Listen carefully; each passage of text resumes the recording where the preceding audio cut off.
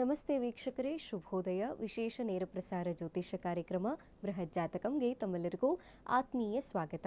ಎಂದಿನಂತೆ ಈ ದಿನವೂ ಕೂಡ ಪಂಚಾಂಗದ ವಿಚಾರಗಳನ್ನು, ದ್ವಾದಶ ರಾಶಿಗಳ ಫಲಾನುಫಲಗಳನ್ನು, ಜೊತೆಗೆ ಧಾರ್ಮಿಕ ಚಿಂತನೆಯ ವಿಚಾರದಲ್ಲಿ ಗೃಹ ಪ್ರವೇಶದ ಪೂಜಾ ಫಲಗಳ ವಿಚಾರಗಳನ್ನು ತಿಳಿಸಿಕೊಡಲಿಕ್ಕೆ ಖ್ಯಾತ ಜ್ಯೋತಿಷಿಗಳು, ಧಾರ್ಮಿಕ ಆಧ್ಯಾತ್ಮಿಕ ಚಿಂತಕರು ಆಚಾರ್ಯ ಗುರೂಜಿಯವರಿದ್ದಾರೆ. ಅವರನ್ನ ಕಾರ್ಯಕ್ರಮಕ್ಕೆ ಸ್ವಾಗತಿಸೋಣ. ಗುರೂಜಿ ನಮಸ್ತೆ, ಕಾರ್ಯಕ್ರಮಕ್ಕೆ ಸ್ವಾಗತ. ನಮಸ್ತೆ. ಅಸ್ಮದ್ಗುರುಭ್ಯೋ ನಮಃ. ಅಖಂಡ ಮಂಡಲಾಕಾರಂ ವ್ಯಾಪ್ತಂ ಗಿನ ಚರಾಚರಂ ತತ್ಪದಂ ದರ್ಶನಂ ಗಿನ ತಸ್ಮೈ ಶ್ರೀ ಗುರವೇ ನಮಃ. ಆಪದಾಮಪಹರ್ತಾರಂ ಧಾತಾರಂ ಸರ್ವಸಂಪದಾಂ ಲೋಕಾಭಿರಾಮಂ ಶ್ರೀರಾಮಂ ಭೂಯೋರ್ಭೂಯೋ ನಮಾಮ್ಯಹಂ. ಮನೋಜವನ್ ಮಾರುತತುಲ್ಯವೇಗಂ ಜಿತೇಂದ್ರಿಯಂ ಬುದ್ಧಿಮತಾನ್ ವರಿಷ್ಠಂ ವಾತಾತ್ಮಜನ್ ವಾನರಯೂಥ ಮುಖ್ಯಂ ಶ್ರೀರಾಮಧೂತಂ ಶಿರಸಾ ನಮಾಮಿ. ಜೈ ಶ್ರೀಮನ್ನಾರಾಯಣ. ವೀಕ್ಷಕರೇ, ಮೊದಲನೇದಾಗಿ ಈ ದಿನದ ಪಂಚಾಂಗದ ವಿಚಾರಗಳನ್ನು ಗುರುಗಳಿಂದ ತಿಳಿದುಕೊಳ್ಳೋಣ. ಗುರುಗಳೇ, ತಿಥಿರ್ವಿಷ್ಣುಸ್ತಥಾವಾರೋ ನಕ್ಷತ್ರಂ ವಿಷ್ಣುರೇವ ಚ ಯೋಗಶ್ಚ ಕರ್ಣಂ ಚೈವ ಸರ್ವಂ ವಿಷ್ಣುಮಯಂ ಜಗತ್ತು. ತಿಥಿ, ವಾರ, ನಕ್ಷತ್ರ, ಯೋಗ ಮತ್ತು ಕರ್ಣಗಳನ್ನು ನಾವು ಪಂಚಾಂಗಗಳು ಅಂತ ಹೇಳ್ತೇವೆ. ಈ ಪಂಚಾಂಗಗಳ ಶ್ರವಣಗಳಿಂದ ಹಾಗೆ ಪಠಣ ಮಾಡೋದ್ರಿಂದ ಕೂಡ ನಮಗೆ ಅನೇಕ ಫಲ ಅಭಿವೃದ್ಧಿ ಆಗುತ್ತೆ ಅಂತ ಹೇಳುವಂಥದ್ದು. ಈ ದಿನದ ಪಂಚಾಂಗವನ್ನು ನೋಡೋಣ. ಇದರ ವಿಶ್ವಾವಸನಾಮ ಸಂವತ್ಸರ ಉತ್ತರಾಗಿನ ಗ್ರೀಷ್ಮ ಋತು ಆಷಾಢ ಮಾಸ ಶುಕ್ಲ ಪಕ್ಷದ ಚತುರ್ದಶಿ ತಿಥಿ ಇವತ್ತಿರುವಂಥದ್ದು. ಇದನ್ನ ಬುಧವಾರ ಶುಕ್ಲ ಪಕ್ಷ ಮೂಲ ನಕ್ಷತ್ರ ಬ್ರಹ್ಮಯೋಗ ಗರ್ಜಕರಣವನ್ನು ಕೂಡ ನಾವು ಈ ಪಂಚಾಂಗಗಳಲ್ಲಿ ತಿಳ್ಕೊಬೋದಾಗಿದೆ. ಇನ್ನು ಈ ದಿನದ ರಾಹುಕಾಲ, ಯಮಗಂಡ ಕಾಲಗಳನ್ನು ತಿಳ್ಕೊಳ್ಳೋಣ. ಯಾಕಂದರೆ ರಾಹುಕಾಲಗಳಲ್ಲಿ ಹಾಗೆ ಯಮಗಂಡ ಕಾಲಗಳಲ್ಲಿ ಯಾವುದೇ ಶುಭ ಪ್ರಯಾಣಾದಿಗಳನ್ನು ಪ್ರಾರಂಭ ಮಾಡಬಾರ್ದು ಅಂತ ಹೇಳುತ್ತೆ. ಈ ದಿನದ ರಾಹುಕಾಲವನ್ನು ನೋಡಿದಾಗ ಇದನ್ನು 12 ಗಂಟೆ 25 ನಿಮಿಷದಿಂದ 2 ಗಂಟೆ 1 ನಿಮಿಷದವರೆಗೆ ಈ ದಿನ ನಾವು ರಾಹುಕಾಲವನ್ನು ನೋಡ್ಬೋದು. ಇನ್ನು ಯಮಗಂಡ ಕಾಲವನ್ನು ನೋಡಿದಾಗ 7 ಗಂಟೆ 36 ನಿಮಿಷದಿಂದ 9 ಗಂಟೆ 12 ನಿಮಿಷದವರೆಗೆ ಈ ದಿನ ನಾವು ಯಮಗಂಡ ಕಾಲವನ್ನು ಕೂಡ ತಿಳ್ಕೊಬೋದಾಗಿದೆ. ಇನ್ನು ಗುಳಿಕ ಕಾಲ 10 ಗಂಟೆ 49 ನಿಮಿಷದಿಂದ 12 ಗಂಟೆ 25 ನಿಮಿಷದವರೆಗೆ ಈ ದಿನ ನಾವು ಗುಳಿಕ ಕಾಲವನ್ನು ಕೂಡ ತಿಳ್ಕೊಬೋದು. ಇನ್ನು ಬ್ರಾಹ್ಮಿ ಮುಹೂರ್ತ, ಜಪ ತಪ ಹೋಮ ಹವನಾದಿಗಳನ್ನು ಮಾಡ್ಕೊಳ್ಳಿಕ್ಕೆ ತುಂಬ ಪ್ರಶಸ್ತವಾಗಿರುವಂತಹ ಸಮಯ 4 ಗಂಟೆ 31 ನಿಮಿಷದಿಂದ 5 ಗಂಟೆ 15 ನಿಮಿಷದವರೆಗೆ ಈ ದಿನ ನಾವು ಬ್ರಾಹ್ಮಿ ಮುಹೂರ್ತವನ್ನು ತಿಳ್ಕೊಬೋದು. ಇನ್ನು ಸೂರ್ಯೋದಯ ಮತ್ತು ಸೂರ್ಯಾಸ್ತಮ, ಈ ದಿನ ಬೆಳಗ್ಗೆ ಸೂರ್ಯೋದಯ ಬೆಳಗ್ಗೆ 6 ಗಂಟೆಗೆ ಸೂರ್ಯೋದಯವಾದರೆ ಸಂಜೆ ಸೂರ್ಯಾಸ್ತಮ 6 ಗಂಟೆ 50 ನಿಮಿಷಕ್ಕೆ ಈ ದಿನ ನಾವು ಸೂರ್ಯಾಸ್ತಮವಾಗುವುದನ್ನು ಕೂಡ ನಾವು ಗಮನಿಸಬಹುದಾಗಿದೆ. ವೀಕ್ಷಕರೇ, ಈ ದಿನದ ಪಂಚಾಂಗ ಹೇಗಿದೆ ಅನ್ನೋದನ್ನ ಗುರುಗಳಿಂದ ತಿಳಿದುಕೊಂಡಿದ್ದೇವೆ. ಇನ್ನು ದ್ವಾದಶ ರಾಶಿಗಳ ಫಲಾನುಫಲ ಹೇಗಿದೆ ಅನ್ನೋದನ್ನ ಕೇಳೋಣ. ಕಾರ್ಯಕ್ರಮದಲ್ಲಿ ನೀವು ಕೂಡ ಕರೆ ಮಾಡಬಹುದು. ನಿಮ್ಮ ಯಾವುದೇ ಸಮಸ್ಯೆಗಳಿಗೂ ಸಹ ಗುರುಗಳಿಂದ ನೇರವಾಗಿ ಪರಿಹಾರಗಳನ್ನು ಕಂಡುಕೊಳ್ಳಬಹುದು. ಕರೆ ಮಾಡಿದಾಗ ನೀವು ಹುಟ್ಟಿದ ದಿನಾಂಕವನ್ನ, ಹುಟ್ಟಿದ ಸಮಯವನ್ನ ಹಾಗೂ ಹುಟ್ಟಿದ ಸ್ಥಳವನ್ನ ತಿಳಿಸಬೇಕಾಗತ್ತೆ. ಇನ್ನು 12 ರಾಶಿಗಳ ಫಲಾನುಫಲ ಈ ದಿನ ಹೇಗಿದೆ ಕೇಳೋಣ. ಗುರುಗಳೇ ನೋಡಿ, ಈ ದಿನ ದ್ವಾದಶ ರಾಶಿಗಳ ಜೊತೆಯಲ್ಲಿ ಧಾರ್ಮಿಕ ವಿಚಾರವಾಗಿ ನಾವು ಈ ಗೃಹ ಪ್ರವೇಶ ಮಾಡುವುದರಿಂದ ಏನೆಲ್ಲ ಫಲಗಳು ಪಡ್ಕೊಳ್ಬೋದು, ಗೃಹ ಪ್ರವೇಶದ ಪೂಜಾ ಫಲಗಳು ಯಾವ ರೀತಿ ಇರುತ್ತೆ ಎಲ್ಲವನ್ನು ಕೂಡ ತಿಳಿಸ್ಕೊಡ್ತೇನೆ. ಇನ್ನು ಮೇಷ, ವೃಷಭ, ಮಿಥುನ, ಕಟಕ, ಸಿಂಹ, ಕನ್ಯಾ, ತುಲಾ, ವೃಶ್ಚಿಕ, ಧನಸ್ಸು, ಮಕರ, ಕುಂಭ ಮತ್ತು ಮೀನರಾಶಿ, ಈ 12 ರಾಶಿಗಳನ್ನು ನಾವು ದ್ವಾದಶ ರಾಶಿಗಳು ಅಂತ ಹೇಳುವಂಥದ್ದು. ಪ್ರಥಮ ರಾಶಿ ಮೇಷರಾಶಿಯವರಿಗೆ ನೋಡೋಣ. ನೋಡಿ, ಈ ದಿನ ಮೇಷರಾಶಿಯವರಿಗೆ ಗೃಹ ನಿರ್ಮಾಣ ಕಾರ್ಯಗಳು ಕೈಗೊಳ್ಳಲು ಶುಭ ದಿನ ಅಂತ ಹೇಳ್ತಾರೆ. ಒಳ್ಳೆ ದಿನ.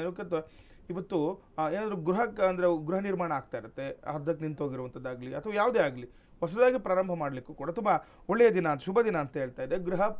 ಅಂದರೆ ಒಂದು ಗೃಹ ನಿರ್ಮಾಣದ ಕಡೆ ಗಮನವನ್ನು ಕೊಟ್ಟಾಗ ನಿಮಗೆ ಅನುಕೂಲಗಳು ಕೂಡ ಆಗುತ್ತೆ. ಇನ್ನು ಕೆಲಸಗಳಲ್ಲಿ ಸ್ವಲ್ಪ ಮಟ್ಟಿಗೆ ಹಿನ್ನಡೆ ಕೂಡ ಕಂಡು ಬಂದರೂ ಸಹೋದ್ಯೋಗಿಗಳ ಸಹಕಾರದಿಂದ ನೆಮ್ಮದಿ ಸಿಗುತ್ತೆ ಅಂತ. ನೋಡಿ, ಏನಾದರೂ ಕೆಲಸ ಕಾರ್ಯದಲ್ಲಿ ಇವತ್ತು ಮೇಷರಾಶಿಯವರಿಗೆ ಹಿನ್ನಡೆ ಆಗ್ತಾ ಇತ್ತು, ಯಾವುದೋ ಕೆಲಸ ಕಾರ್ಯ ಆಗ್ತಾ ಇಲ್ಲ ಅಂತಂದರೆ ನಿಮ್ಮ ಸ್ನೇಹಿತರಿಂದ ನೋಡಿ, ಕೆಲಸ ಹಿನ್ನಡೆ ಆಗ್ತಾ ಇದ್ರೂ ಕೂಡ ಸ್ನೇಹಿತರ ಬೆಂಬಲದಿಂದ ಆ ಕಾರ್ಯಸಿದ್ಧಿ ಮಾಡ್ಕೊಳ್ಳಿಕ್ಕೆ ಅನುಕೂಲ ಇವತ್ತು ಆಗುವಂಥದ್ದು. ಇನ್ನು ವಿದೇಶಿ ವ್ಯವಹಾರದಲ್ಲಿ ಹೆಚ್ಚಿನ ಲಾಭ ಕೂಡ ಗಳಿಸುವಂಥ ಅವಕಾಶಗಳು ಕೂಡ ಇದೆ ಈ ದಿನ ಮೇಷರಾಶಿಯವರಿಗೆ.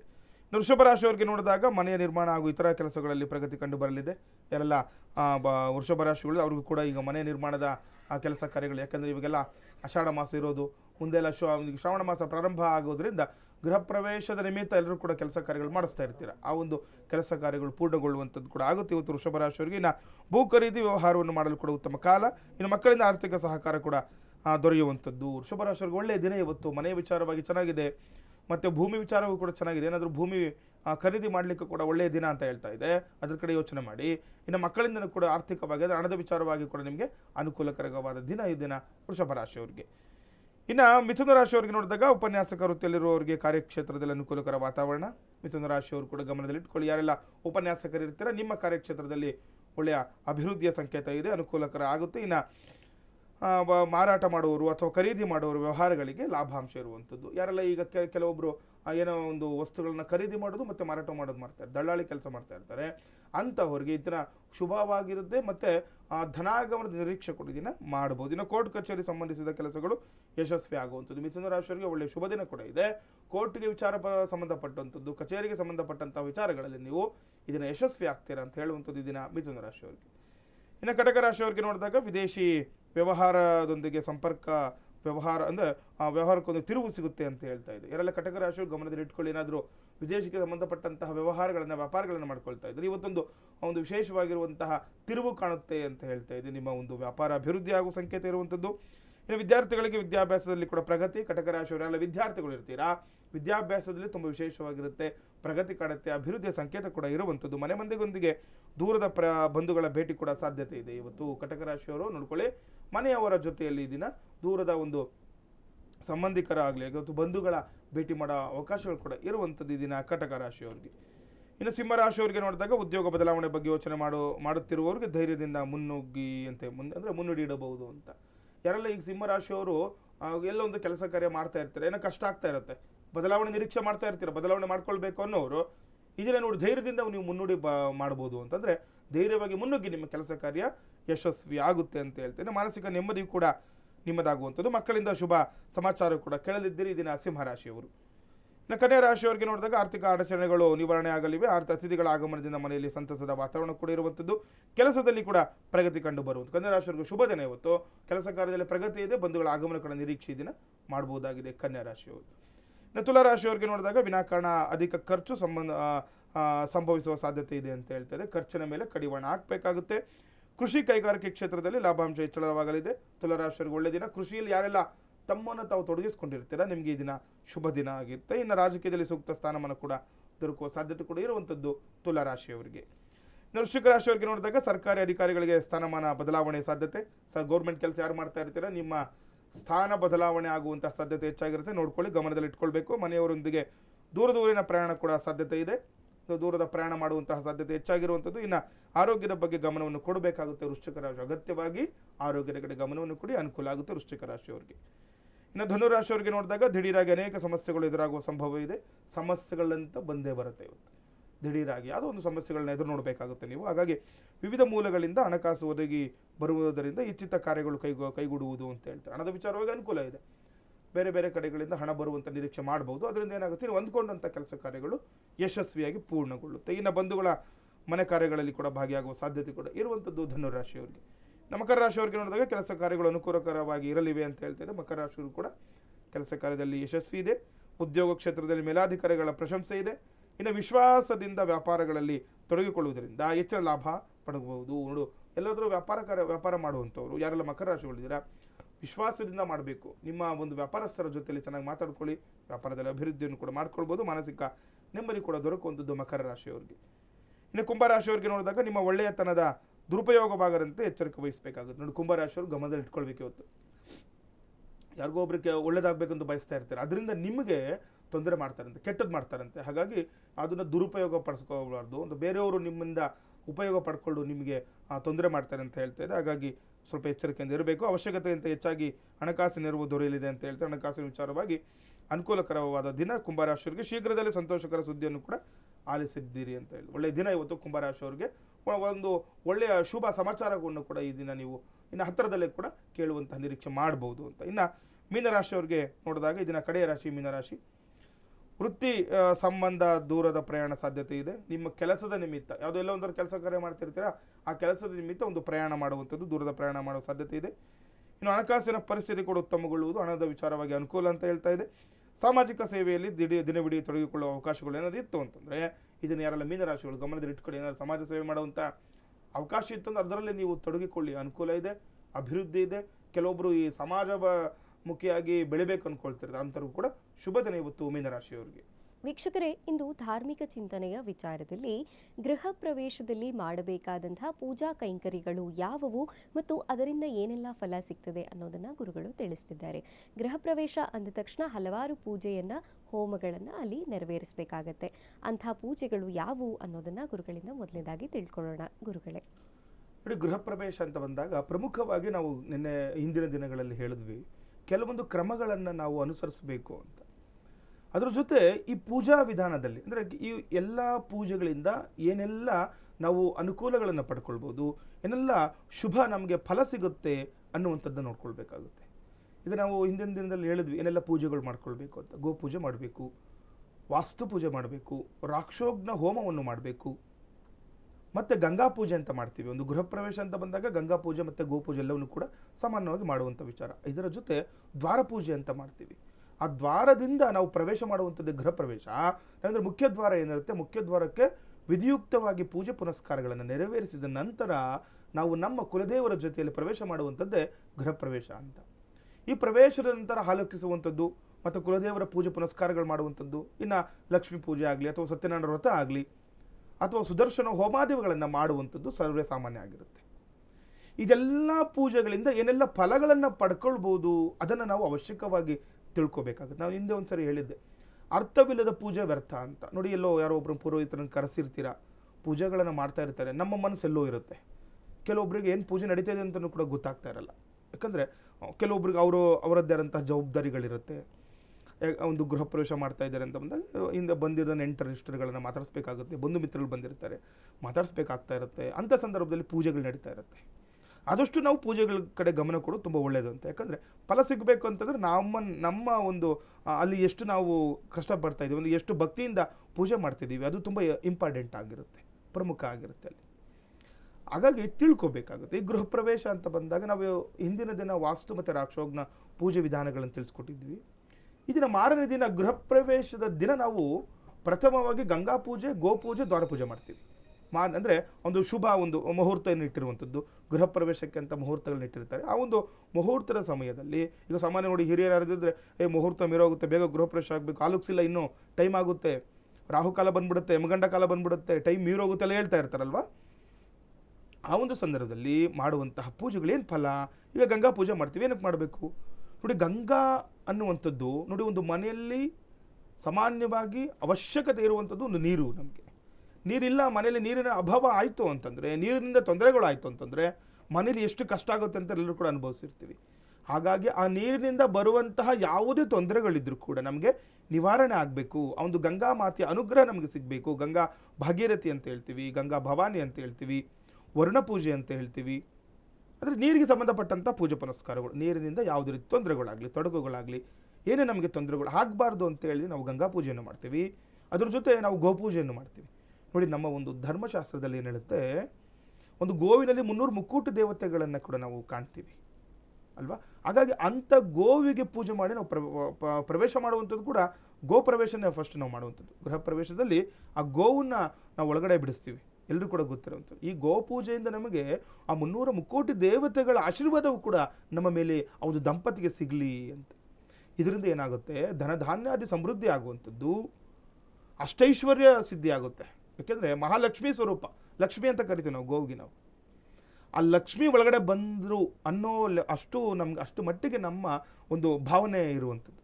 ಆ ರೀತಿ ನಾವು ಹಸುವನ್ನು ಒಳಗಡೆ ಕರ್ಕೊಳ್ಳುವಂಥದ್ದು, ಹಸು ಪೂಜೆ ಮಾಡೋದ್ರಿಂದ ತುಂಬ ಶ್ರೇಷ್ಠತೆ ಇರುವಂಥದ್ದು. ಈಗೆಲ್ಲ ಏನಾಗುತ್ತೆ, ಕೆಲವೊಂದು ಹಸುಗಳು ಸಿಗ್ತಾ ಇಲ್ಲ. ಇಲ್ಲಿ ಬೆಂಗಳೂರಲ್ಲಿ ಅಂತ ಬಂದಾಗ ತುಂಬ ಕಷ್ಟಗಳಾಗ್ತಾಯಿದೆ. ಆದಷ್ಟು ನೀವು ಪ್ರಯತ್ನ ಪಟ್ಟರೆ ಆ ಒಂದು ಮಾತೆ ಅನುಗ್ರಹ ಇತ್ತು ಅಂದರೆ ಸಿಗುತ್ತೆ ಹಸುಗಳಲ್ಲಿ ಅಕ್ಕಪಕ್ಕ ಎಲ್ಲಾದರೂ ಇರ್ಬೋದು. ಇಲ್ಲ ಅಂತಂದರೆ ಇನ್ನೇನು ಮಾಡಬೇಕು ನೋಡಿ, ಗೋವು ಅಂದರೆ ಒಂದು ಬೆಳ್ಳಿಯಲ್ಲೇ ಆಗಲಿ ಅಥವಾ ಹಿತ್ತಾಳೆಯಲ್ಲೇ ಆಗಲಿ ಬರುತ್ತೆ. ಗೋ ಸಮೇತ ಒಂದು ಕರು ಇರುತ್ತೆ ಅದ್ರ ಜೊತೆ, ಆ ಒಂದು ವಿಗ್ರಹವನ್ನು ಇಟ್ಟು ಪೂಜೆ ಮಾಡುವಂಥದ್ದು. ಈಗ ಯಾಕಂದರೆ ಈಗ ಏನು ನಮ್ಗೆ ಅವಕಾಶ ಇಲ್ಲ ಅಂತಂದರೆ ಮಾಡಲೇಬೇಕಾಗುತ್ತೆ. ಹಾಗಾಗಿ ಏನು ತಲೆ ಕೆಡಿಸ್ಕೊಳ್ಳೋ ಅವಶ್ಯಕತೆ ಇಲ್ಲ. ಯಾಕಂದರೆ ಗೋ ಪೂಜೆ ಮಾಡಲಿಕ್ಕೆ ನಮಗೆ ಗೋ ಸಿಕ್ಕಿಲ್ಲ ಅಂತ ಬಂದಾಗ ನಾವು ಬೆಳ್ಳಿಯಿಂದ ಮಾಡಿರೋದಾಗಲಿ ಅಥವಾ ಅಂದರೆ ಈ ಹಿತ್ತಾಳೆದಾಗಲಿ ಅಥವಾ ಏನೋ ಪಂಚಲೋಹದಲ್ಲಿ ಕೂಡ ಮಾಡಿರ್ತಾರೆ, ಆ ರೀತಿ ಇರುವಂತಹ ಗೋವನ್ನು ತಂದು ಆ ಹೊಸಲಿನ ಮುಂದೆ ಇಟ್ಟು ಗೋಪೂಜೆ ಏನೆಲ್ಲ, ಈಗ ಗೋವು ಬಂದರೆ ನಾವು ಯಾವ ರೀತಿ ಪೂಜೆ ಪುನಸ್ಕಾರಗಳನ್ನು ಮಾಡ್ತೀವಿ ಆ ಎಲ್ಲ ಪೂಜೆಗಳನ್ನು ನಾವು ಮಾಡ್ಕೊಳ್ಬೇಕಾಗುತ್ತೆ. ಗುರುಗಳೇ, ಇನ್ನು ನೀವು ಕುಲದೇವರ ಬಗ್ಗೆ ಹೇಳ್ತಿದ್ರಿ. ಮನೆಯನ್ನ ಪ್ರವೇಶ ಮಾಡುವಾಗ ನಾವು ಸುಮಾರು ಕಡೆ ನೋಡಿರ್ತೀವಿ, ಕುಲದೇವರ ಫೋಟೋವನ್ನು ಅಥವಾ ಪ್ರತಿಮೆಯನ್ನು ಹಿಡಿದು ಆ ಮನೆಯ ದಂಪತಿಗಳು ಪ್ರವೇಶ ಮಾಡ್ತಿರುವಂಥದ್ದು. ಅದಕ್ಕೇನಾದರೂ ನಿಯಮಗಳಿದೆಯಾ? ಅದನ್ನು ಪಾಲಿಸಬೇಕಾ, ಹೇಗೆ? ಹೌದೌದು ನೋಡಿ, ಇದು ತುಂಬ ಪ್ರಾಮುಖ್ಯತೆ ಇರುವಂಥದ್ದು ಕುಲದೇವರು, ತುಂಬ ಇಂಪಾರ್ಟೆಂಟ್ ಅಂತ ನಾವು ಹೇಳ್ತೀವಿ. ಯಾಕಂದರೆ ನಾವು ನಮ್ಮ ಕುಲದೇವರನ್ನ ಜೊತೆಯಲ್ಲೇ ನಾವು ಪ್ರವೇಶ ಮಾಡುವಂಥದ್ದು ಮನೆಯನ್ನು. ಯಾಕಂದರೆ ಈಗ ಕೆಲವರು ಈಗ ನೋಡಿ, ವಂಶ ಪಾರಂಪರ್ಯವಾಗಿ ಕುಲದೇವರ ವಿಗ್ರಹಗಳನ್ನು ಆರಾಧನೆ ಮಾಡ್ತಾ ಇರ್ತಾರೆ. ವಿಗ್ರಹಗಳಿತ್ತು ಅಂತಂದರೆ ಆ ವಿಗ್ರಹಗಳ ಜೊತೆ ನಾವು ಪ್ರವೇಶ ಮಾಡ್ತೀವಿ. ಅಥವಾ ಇಲ್ಲ ಗುರುಗಳೇ, ನಾವು ವಂಶ ಪರಂಪರೆ ಮಾಡ್ತಾ ಇಲ್ಲ, ನಮ್ಗೆ ಗೊತ್ತಿಲ್ಲ, ನಮ್ಮ ಹಿರಿಯರು ನಮ್ಮ ತಂದೆ ತಾಯಿಗಳು ಮಾಡಿಲ್ಲ, ಆದರೆ ನಮ್ಮ ದೇವರು ನಮಗೆ ಯಾವುದೋ ಒಂದು ಹೆಣ್ಣು ದೇವರಾಗಿರ್ಬೋದು, ಅಥವಾ ಶಿವನ ಸ್ವರೂಪನೋ ಅಥವಾ ವಿಷ್ಣು ಸ್ವರೂಪನೋ ಆಂಜನೇಯ ಸ್ವಾಮಿನೋ ರಾಮರು ಯಾರೋ ಒಬ್ರು ಇರ್ತಾರೆ. ಆ ಚಿತ್ರಪಟ ಅಂದರೆ ಫೋಟೋದ ಮುಖಾಂತರವಾಗಿ ಕೂಡ ನಾವು ಪೂಜೆ ಮಾಡಿಸ್ತೀವಿ. ಈಗ ಗೋಪೂಜೆ ಗಂಗೆ ಪೂಜೆ ಮಾಡೋ ಸಮಯದಲ್ಲಿ ಅಲ್ಲೇನೆ ಆ ಚಿತ್ರಪಟಕ್ಕೆ ಫೋಟೋಗಾಗಲಿ ಅಥವಾ ವಿಗ್ರಹಕ್ಕಾಗಲಿ ಅಲ್ಲಿಟ್ಟು ಅದಕ್ಕೆ ಪೂಜೆ ಪುನಸ್ಕಾರಗಳನ್ನು ಮಾಡಿ, ಅಂದರೆ ಒಂದು ಗಂಧ ಪುಷ್ಪ ಧೂಪದೀಪಗಳಿಂದ ಅರ್ಚನೆಯನ್ನು ಮಾಡಿ ಅದನ್ನು ಜೊತೆಯಲ್ಲಿ ಯಾರು ಯಜಮಾನರು ಇರ್ತಾರೆ ಅವ್ರ ಕೈಲಿ ಕೊಟ್ಟಿರ್ತೀವಿ, ನೋಡ್ತಾ ಇರ್ತೀವಿ, ಸಾಮಾನ್ಯ ಗೊತ್ತಿರೋಂಥ ವಿಚಾರ. ಅವರ ಜೊತೆಯಲ್ಲಿ ನಾವು ಪ್ರವೇಶ ಮಾಡ್ತೀವಿ. ಅದಕ್ಕೂ ಮುಂಚೆ ದ್ವಾರ ಪೂಜೆ ಮಾಡ್ತೀವಿ ನಾವು. ನೋಡಿ, ಈಗ ದ್ವಾರಕ್ಕೆ ಅಲ್ಲಿ ಒಂದು ಏನು ಇದು ತಾಮ್ರದ ಕಾಸು ಮೊಳೆ ಎಲ್ಲ ಓಡಿಸ್ತಾ ಇರ್ತಾರೆ. ಅಲ್ಲಿ ಮಹಾಲಕ್ಷ್ಮಿಯನ್ನು ನಾವು ಆವಾಹನೆ ಮಾಡ್ಕೊಳ್ತೀವಿ. ಇದ್ರ ಜೊತೆ ನರಸಿಂಹಸ್ವಾಮಿಯನ್ನು ಕೂಡ ನಾವು ಆವಾಹನೆ ಮಾಡ್ಕೊಳ್ಳುವಂಥದ್ದು. ಆ ಒಂದು ಸ್ಥಳದಲ್ಲಿ ನೋಡಿ ವಿಶೇಷವಾಗಿ ರಂಗೋಲಿಯನ್ನೆಲ್ಲ ಹಾಕಿಸ್ತೀವಿ ನಾವಲ್ಲಿ. ಯಾಕಂದರೆ ಶುಭ ಸಂಕೇತ ರಂಗೋಲಿ ಅಂತಂಥದ್ದು. ರಂಗೋಲಿ ಹಾಕಬೇಕು. ಅರಿಶಿಣದಿಂದ ಶುಭ ಸಂಕೇತ ಅಲ್ವಾ. ಅರಿಶಿಣ ಕೂಡ ಮಂಗಳ ದ್ರವ್ಯ, ಅದು ಮಂಗಳಕರವಾದ ದ್ರವ್ಯ. ಅರಿಶಿಣ ಅನ್ನುವಂಥದ್ದು ತುಂಬ ವಿಶೇಷವಾಗಿರುತ್ತೆ, ನಮಗೆ ಎಲ್ರಿಗೂ ಕೂಡ ಗೊತ್ತಿರೋಂಥ ವಿಚಾರ.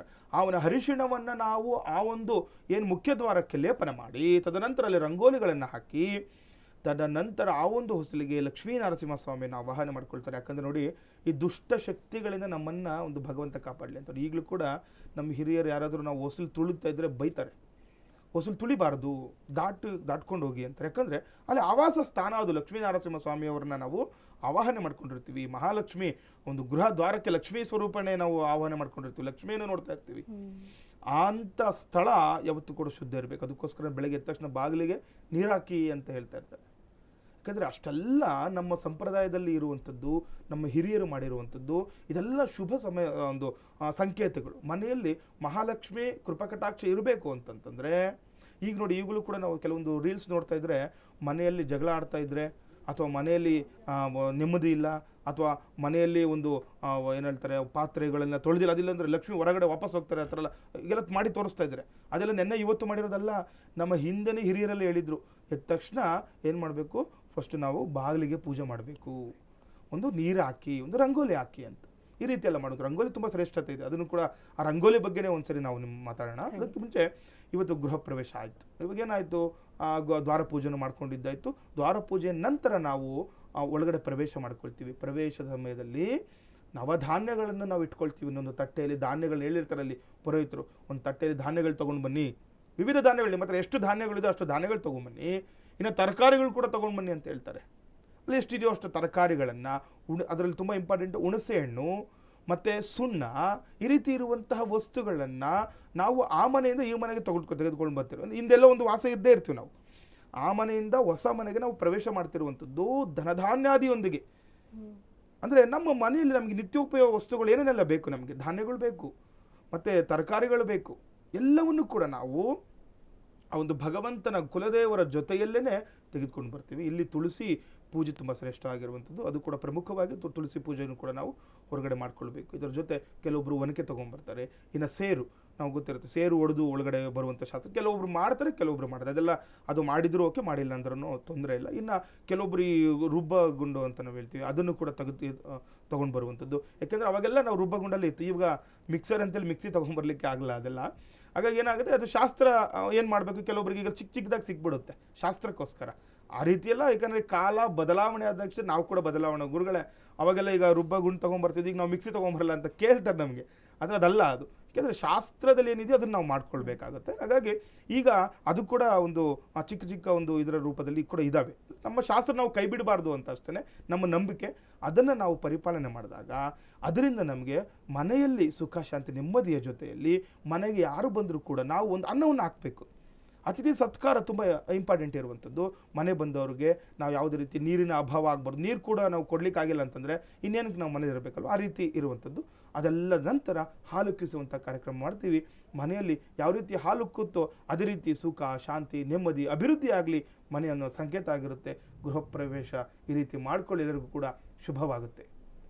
ವೀಕ್ಷಕರೇ, ಗೃಹ ಪ್ರವೇಶದ ಪೂಜಾ ಫಲಗಳ ಬಗ್ಗೆ ಗುರುಗಳು ಸಮಗ್ರವಾಗಿ ತಿಳಿಸ್ಕೊಟ್ಟಿದ್ದಾರೆ. ಜೊತೆಗೆ ಈ ದಿನ ಪಂಚಾಂಗವನ್ನು 12 ರಾಶಿಗಳ ಫಲಾನುಫಲಗಳನ್ನು ಸಹ ನಾವು ಕಾರ್ಯಕ್ರಮದಲ್ಲಿ ತಿಳಿದುಕೊಂಡಿದ್ದೇವೆ. ಎಲ್ಲ ಮಾಹಿತಿಯನ್ನು ಗುರುಗಳು ನೀಡಿದ್ದಾರೆ. ಧನ್ಯವಾದಗಳು ಗುರುಗಳೇ. ಲೋಕ ಸಮಸ್ತ ಸುಖಿನೋ ಭವಂತು, ಸಮಸ್ತ ಸನ್ಮಂಗಳಾನಿ ಭವಂತು. ಶ್ರೀಮತೇ ರಾಮಾನುಜಾಯ ನಮಃ.